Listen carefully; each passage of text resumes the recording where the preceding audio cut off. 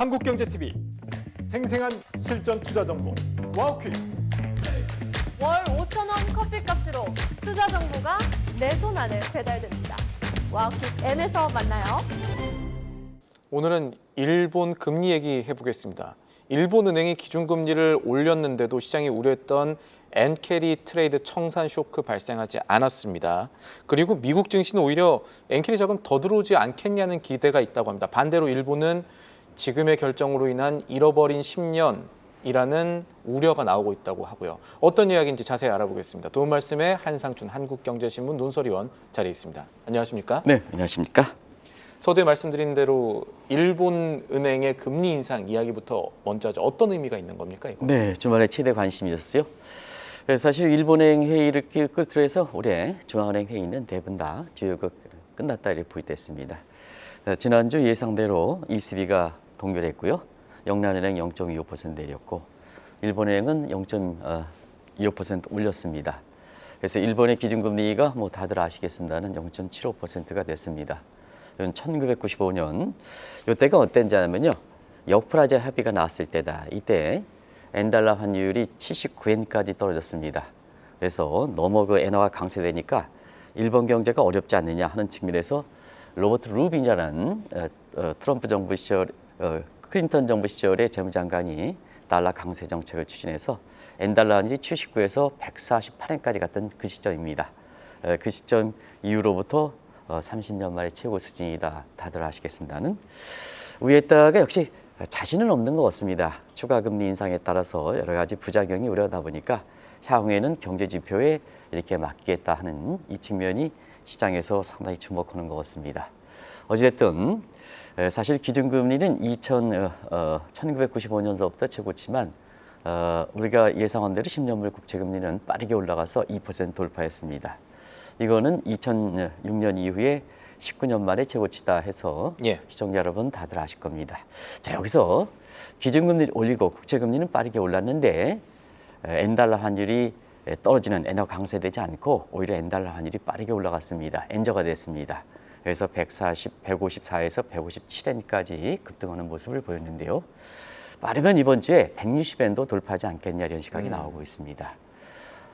그래서 시청자 여러분 이렇게 엔저가 되다 보니까 많은 사람이 이렇게 얘기했던 엔캐리 자금 쇼크는 전혀 발생하지 않았습니다. 사실 이 문제를 다시 한번 말씀드리는 것은 워낙 전문가라는 사람들이 이번에 추가 금리 인상에 따라서 엔캐리 쇼크라는 얘기를 너무 많이 얘기했기 때문에 한번 짚어갈 필요가 있지 않냐 생각합니다. 자, 크리스마스에 위에다가 등장합니다. 여기서 어떤 얘기를 할까 하는 측면이 추가 금리 인상에도 불구하고 엔화가 약세되어 있었으니까 아마 위에다 발언이 어떻게 될 것인가 이번 주에 관심사로 등장하고 있습니다. 결과적으로 보면 글로벌 증시는 지금 거의 다 모두 올랐습니다. 엔캐리 자금 청산되면 사실 그 주가가 떨어지고 작년 8월 4월과 마찬가지로 이렇게 주가가 떨어져 있는데도 불구하고 미국 그다음에 금요일에 있었던 한국 증시, 아시아 증시 전부 올랐습니다. 그래서 엔캐리 자금 쇼크는 발생하지 않았다 이렇게 보시면 되겠습니다. 지금 오히려 엔화 가치가 더 내려가는 흐름들이 나오다 보니까 시장에서는 엔캐리 트레이드 청산 우려는 낮아지고 이 오히려 엔화 자금들이 미국 증시에 더 유입이 될 거라는 기대가 생겼다고요? 네, 미국 증시는 토요일 새벽에 끝난 사실 미국 증시는 엔캐리 자금과 전혀 관계가 없었습니다. 시장 분위기로 보면 청산 우려는 없었다. 그리고 일본과 관련돼서 관심을 보이지 않다 하는 것을 말씀드리겠는데요. 그래서 미국 측 요인에 의해서 사실 미국의 주가가 많이 올랐다 이렇게 보겠습니다. 자, 미국 한번 보겠습니다. 이제는 마이크론 주가가 AI의 여러 가지 우려의 주가들을 다 끌어올리고 있습니다. 그래서 지난주 그 미국 시간으로 금요일은 마이클 버리의 굉장히 이렇게 불명예스러운 하루였다 이렇게 얘기하는데요. 마이클 버리에서 AI 거품에 제기된 이후에 AI와 관련된 종목들은 대부분 다 그 직전 수준을 다 회복했습니다. 그래서 그런 소리가 나오는 겁니다. 그래서 지금 마이크론 주가가 AI의 거품에 대한 종목 이런 것이 이제 거꾸로 올리는 상태이고요. 그다음에 펀더멘털은 미국 경제 좋다는 것은 다들 아실 겁니다. 그리고 이번 주 23일 날 미국의 3분기 성장률 23일에 현재 사실 우리 시간으로는 내일 저녁 한 10시 정도 발표할 거로 보이는데요. 지금 상태에서는 트럼프 대통령이 미국의 이렇게 3분기 성장률을 4.3%까지 봤었습니다. 저희가 이런 이 시간에는 3.8% 정도까지 이렇게 내려잡았습니다. 근데 그 이후에 실업률이 한 4.6% 올랐습니다. 소비자 물가가 2.7로 떨어졌습니다. 이걸 감안해 보면 3%대 초반대로 나오지 않겠느냐 이렇게 보고 있는데요. 3% 초반대도 미국의 잠재 성장률을 1.8% 감안할 때는 굉장히 높은 수준입니다. 예. 그래서 펀더멘탈이 상당히 좋다 이렇게 볼 때 있고요. 유동성 측면에서는 뭐 시청자 여러분 아시겠습니다는 지금 단기금리 시장 조정하기 위해서 지급준비일 매입 관리를 하는 요 RMP에서 유동성을 좀 공급하는 상태이고요. 그다음에 엔캐리 자금의 청산이 아니라 유입이 되면 자, 세 가지 측면이 전부 복합이 되죠. 그래서 반도체 주가 괜찮아, 펀더멘탈 괜찮아, 유동성 받쳐줘. 그러면 미국 증시가 강하게 상승할 수밖에 없지 않습니까?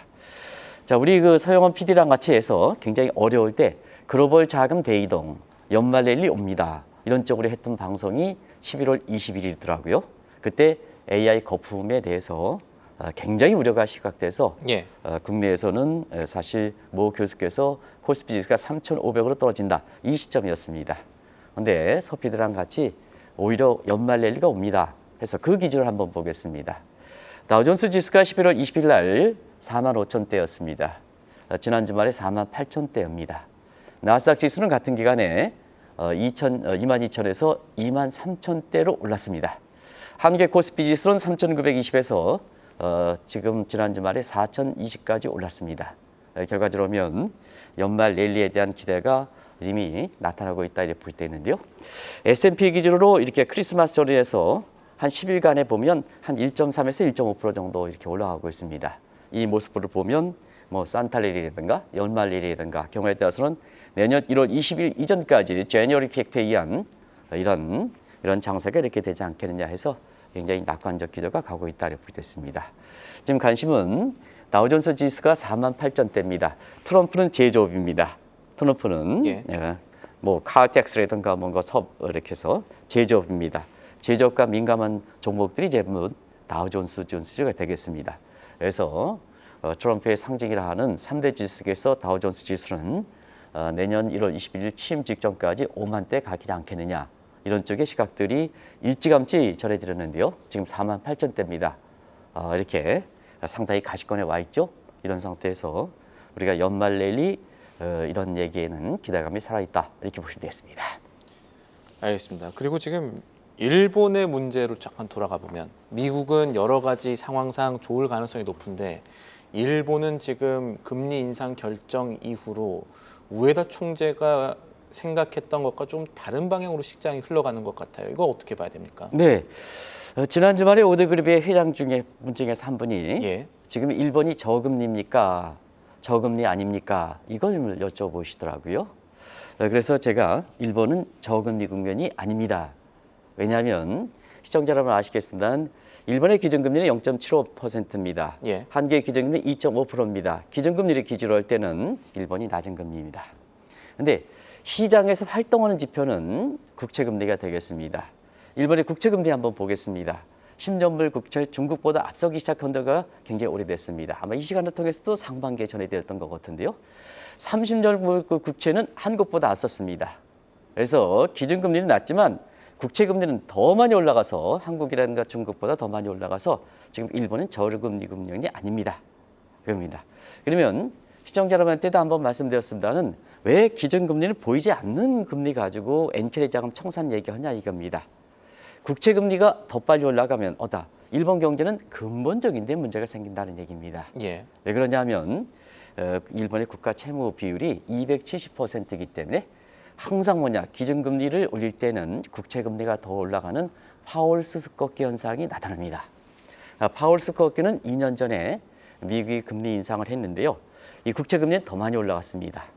그리고 작년에도 피벗에서 지금까지 175p 기준금리 내렸는데 국채금리는 좀처럼 떨어지지 않고 있습니다. 그래서 일반적으로 파월 수습꺾기라는 것은 앨런 그린스펀의 그린스펀 수습꺾기와 반대적으로 2004년 이후에 앨런 그린스펀은 금리를 올렸습니다. 부동산 가격 잡기 위해서. 근데 중국이 국채 매입해서 국채 금리는 더 떨어졌습니다. 그러다 보니까 부동산 거품이 발생해서 2008년 서브프라임 모기론 사태, 리먼 사태가 발생했던 겁니다. 자, 파월 스스 꺾기는 반대적인 측면입니다. 기준금리 인상 후에도 국채금리가 더 올라가거나 아니면 작년 9월처럼 기준금리는 떨어뜨렸는데 국채금리는 좀처럼 떨어지지 않는 현상을 파월 스스 꺾기다. 왜 그럴까? 미국도 국가 채무가 많기 때문에 그렇다. 일본은 더 많다. 그러다 보니까 국채금리가 이렇게 올라가는 겁니다. 그러면 시청자 여러분 하겠습니다는 많은 사람이 기준금리 올라가면 엔캐리 자금 청산이다 하는데 자, 국채금리가 더 많이 올라갔습니다. 그러면 뭐냐? 국가 부도 위험이 나온다는 얘기입니다. 그리고 엔화가 뭐냐? 안전통화로서 기능이 저하된다는 얘기입니다. 이게 이제 포트폴리오적인 측면에서 나타나는 거고 일본은 저축률이 높습니다. 전통적으로 일본 국민의 저축률은 민간 저축률이 한 6.9% 됩니다. 한국의 민간 저축률은 지금 2% 초반입니다. 일본 사람들의 전형적 특징입니다. 기준금리 올려, 국채금리 올려. 그러다 보니까 뭐냐? 일본 사람들은 저축률이 높은 상태에서 저축을 더 한다. 민간 소비가 둔화된다. 저축률이 더 오면 어떠냐? 경기는 더 떨어지죠. 이게 유명한 크라우딩 아웃가 아니라 크라우드 인 이펙트입니다. 경기는 어렵습니다. 자, 시청자 여러분, 국가 부도 위험나? 그 다음에 엔화가 약세돼 경기는 더 침체돼. 어떻게 하겠습니까? 와다나베 부인들이 엔캐리 자금을 일본으로 가져오겠습니까? 버리겠습니까? 버리겠습니까? 버리게 되는 거죠. 버리니까 엔화가 더 약세되는 이런 형각이 맞고 있다는 것을 말씀드리겠습니다.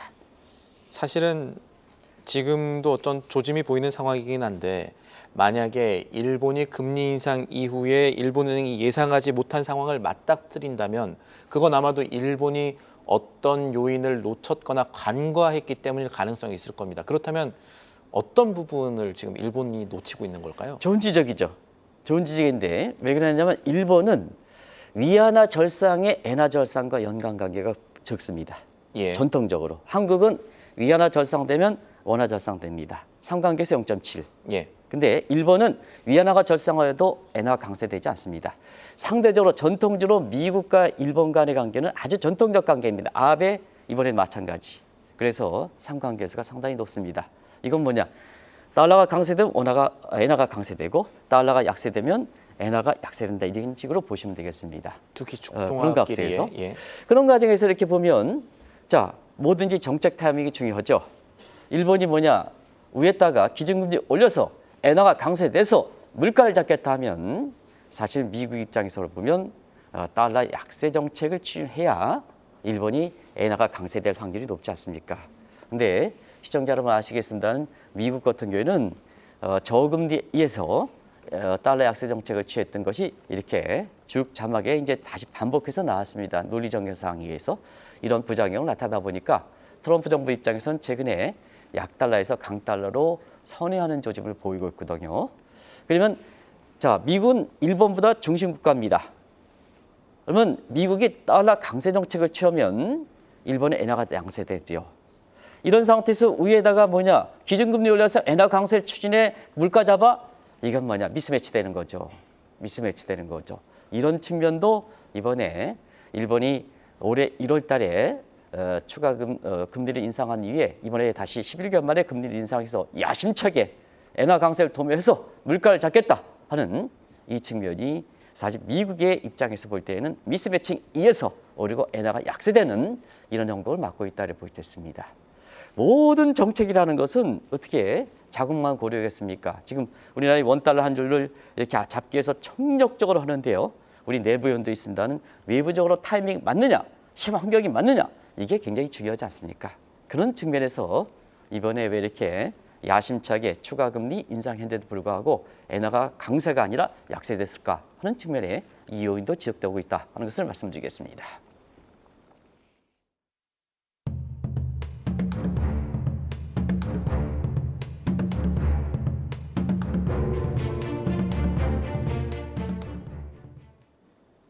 저희가 일본 얘기하고 있는데요. 위원님, 어느 나라가 물가를 잡겠다고 금리를 올립니다.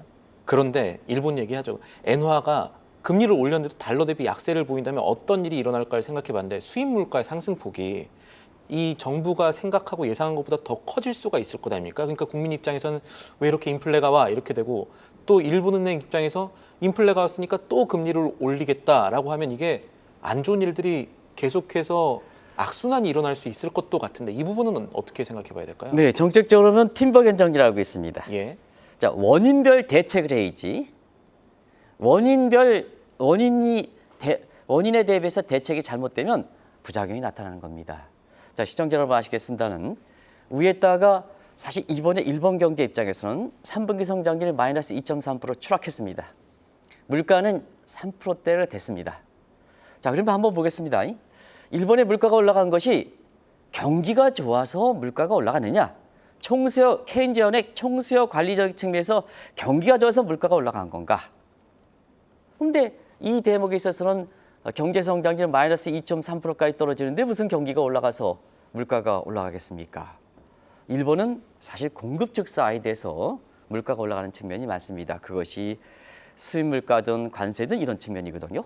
그런 측면에서 보면 자, 우리가 물가가 올라갈 때 금리로 대응하는 것은 총수요 관리 대책입니다. 그런데 일본의 물가는 대부분 다 경기 침체하에 물가가 올라가는 상태 공급 측이거든요. 그러면 자, 원인에 다른 물가 금리 인상으로 들이대면 부작용이 나타나는 거죠, 시청자 여러분. 이게 그런 측면에서 공급 측 인플레 얘기할 때 금리 인상을 하면 1980년 미국 경제 스태그플레이션 발생했을 때 마찬가지로 경기가 더 거꾸로지는 상황이 발생하는 거거든요. 그런 측면에서 이번에 원인에 대비해서 사실 이렇게 미스매치된 정책 대응을 하다 보니까 결국 시장에 먹히지 않고 엔화가 더 이렇게 약세가 되니까 결국 어떻습니까? 위에다가 자충수가 되는 거죠. 엔저가 되면 수입 물가가 더 올라가지 않습니까? 그리고 물가가 더 올라가지 않습니까? 그 가능성이 있다. 예. 그렇습니다. 그런 측면에서 보면 향후에 좀 더 지켜봐야 되겠습니다는 벌써부터 위에다가 곤혹을 치른 상태에서 자, 크리스마스까지 오죽 급했으면 크리스마스가 등장한 이런 얘기하거든요. 원래 일정상이 있습니다. 근데 상황이 지금 오죽 급했으면 크리스마스까지 등장할까? 무슨 얘기를 할까? 이게 국제금리 시장에 지금 관심이 되고 있다는 것을 말씀드리겠습니다. 그렇기 때문에 금리를 올려도 일본은 물가를 못 잡을 가능성이 있다라고 짚어주신 거고요.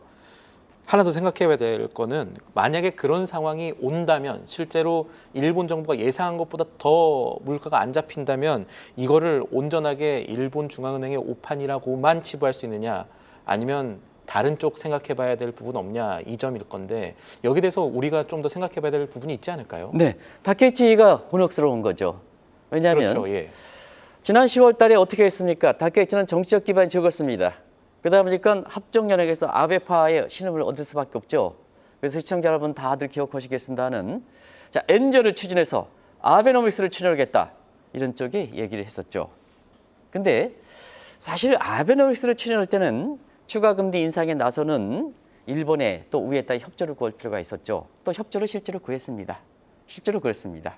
근데 다케이치가 남의 이웃 나라에서 총리에 대해서 얘기하고 있습니다는 공부를 열심히 한다 말입니다. 공부를 열심히 한다 그랬는데 예. 경제 공부가 단기간에 뭐 취임하고 2개월 만에 되는 상황은 아닙니다. 그럴 수 그렇습니다. 있습니다. 예. 그러다 보니까 이제 위에다가 사실 추가 금리 인상에 대해서 이렇게 얘기했습니다. 아베노믹스가 2012년서부터 10년 이상 추진했는데 일본의 경기 회복에 도움되지 않습니다. 그게 좀 시청자 여러분 아시겠으나 질문 6번에 대한 내용이 되겠습니다. 질문 6번에 대한 내용을 한번 보여주시기 바랍니다. 자, 위에다의 논리를 한번 보겠습니다. 당신이 얘기하는 다케이츠, 얘는 엔저 정책을 추진할 때는 어떤 사태가 발생할까 하는 측면에는 일본의 수출입 구조가 마셜 언어 컨디션 조건을 수용하지 않습니다. 이건 한마디로 일본의 수출입 구조가 환율에 의존하는 가격 탄력성의 구조는 아니라는 얘기입니다.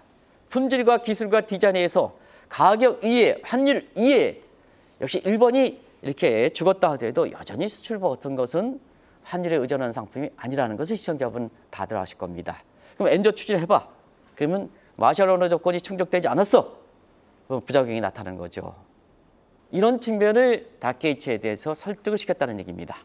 그래서 막판에 자 그런 상태에서 다케이치가 뭐냐 위에다가 출구 전략을 추진하지 않으면 부작용이 더 크게 우려됩니다. 이게 물가가 되겠죠.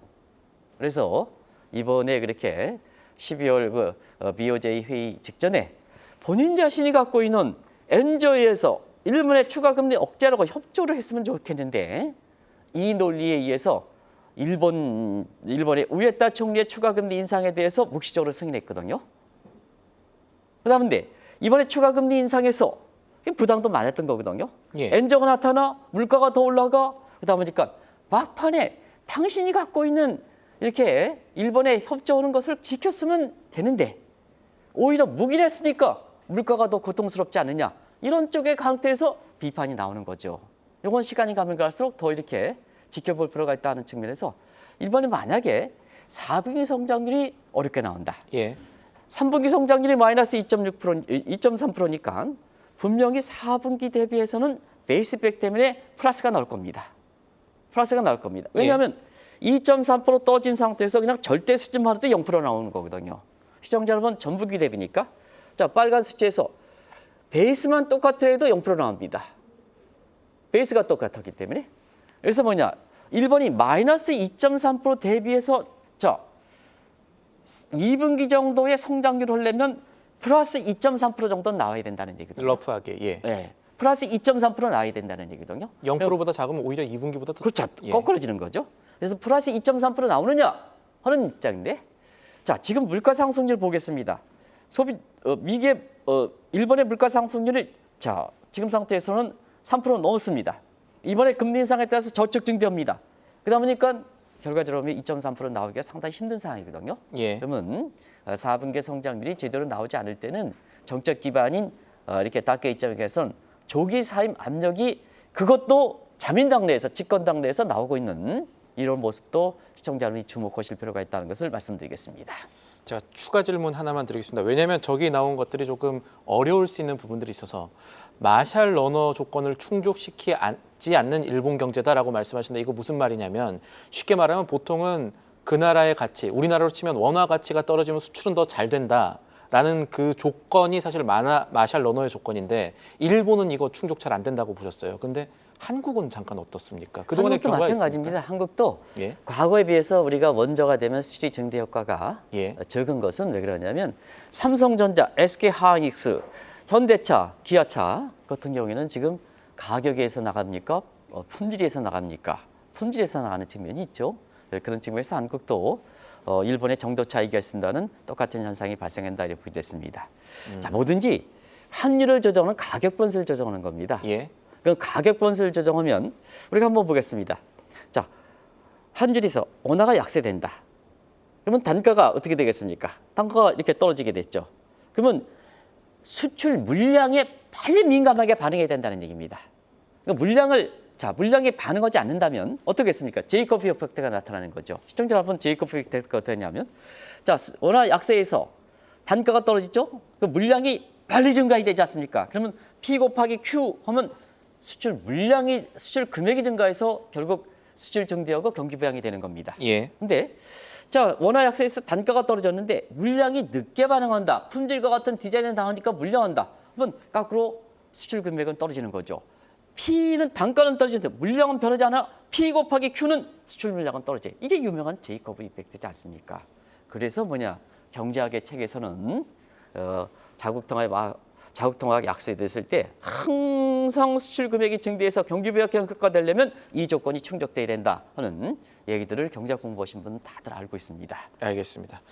환율이 오른다고 해서 그만큼 수출이 다 늘어나는 거 아니다. 일본도 그렇고 우리도 그렇다라는 걸 전제하고 다시 일본 얘기 들어가 볼게요. 실제로 그렇게 나타납니다. 예. 전제가 아니고. 예. 네네. 일본에서는 지금 우에다 발 잃어버린 10년에 대한 우려가 나오고 있다고 하는데 왜 이런 우려가 나온지 다시 한번 좀 정리를 해보죠. 일본에 과거에 사건이 있었죠.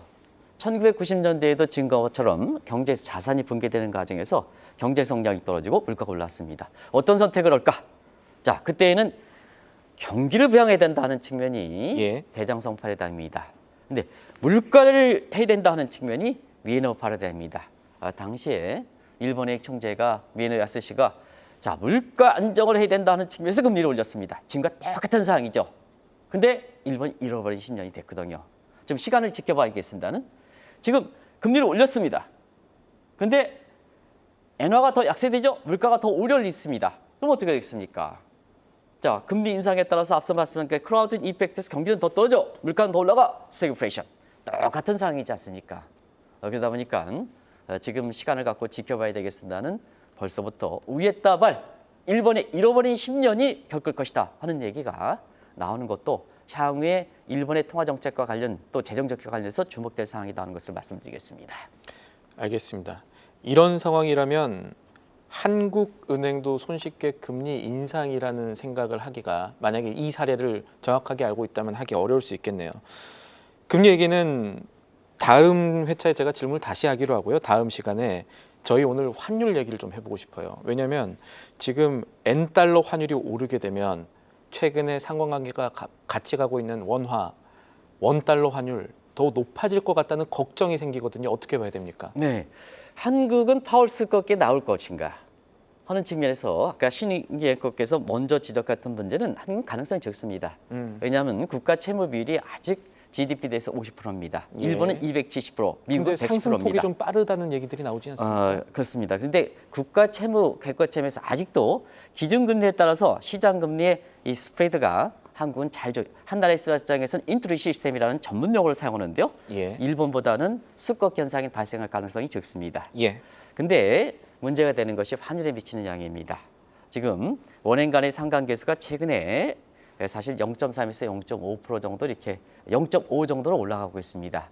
그런 측면에서 한국의 원달러 환율이 파이널 드루가 지난 주말에 1,480원이 깨졌죠. 이런 상태에서 N달러 환율이 올라가면 원달러 환율이 올라갈 가능성이 있다. 이게 지금 연말 환율을 맞추기 위해서 총력전을 다루는 우리 외환당국 입장에서 자, 일본의 기준금리가 올라가면 N달러 환율이 떨어져, 원달러 환율이 떨어져 이렇게 해서 이런 시각을 갖고 있으면 지금 거꾸로 현상이 발생하고 있다 이렇게 보겠습니다. 한 가지만 좀 말씀드리겠습니다. 예. 저도 감히 이런 얘기해서 죄송합니다는 저는 우리나라 외환 당국자 이런 이창용 총재보다 능력이 부족한 사람입니다. 근데 시장적인 측면에서는 36년간 우리에서 유일하게 오랫동안 종사한 사람입니다. 그런 상태에서 꼭 좀 말씀드린 게 원달러 환율의 상승에 대한 인식을 좀 바꿀 필요가 있다. 이재명 대통령께서 이것 좀 말씀하셨으면 좋겠습니다. 왜 1,500원이 올라가면 외환위기 발생합니까? 과거에 세종대학교 모기수가 1,400원 이상 올라가면 외환위기 발생합니다. 이렇게 하는데 일단 원달러 환율 올라가는 거에 대해서는 인식을 좀 바꿀 필요가 있다 이렇게 보겠습니다. 인식을 바꿔야 지금처럼 외환당국이 총력전 무슨 일이 발생할 것처럼 총력전이 발생하고 하는 총재가 지금 환율이 위기 상황이다 이런 얘기를 하지 않지 않습니까? 지금 상태에서 수급하는 문제, 원달러 연말 환율을 맞춰봐야 무슨 소용이 있습니까? 우리 근본적 문제에 더 치중해야죠. 그래서 보다 어려울 때일수록 보다 긴 안목으로 근본적 대책에서 한국의 매력도를 증대시키는 것이 오히려 급할수록 그것이 더 바람직한 대책이다 하는 것을 말씀드리겠습니다. 알겠습니다. 오늘 말씀 여기까지 듣죠. 지금까지 도움 말씀의 한상춘 한국경제신문 논선위원이었습니다. 오늘 말씀도 감사합니다. 네, 고맙습니다. 계속해서 다양한 경제 이슈를 알고 싶다면 구독과 좋아요, 알림 설정 부탁드립니다. AI 캐스터 권미정이었습니다.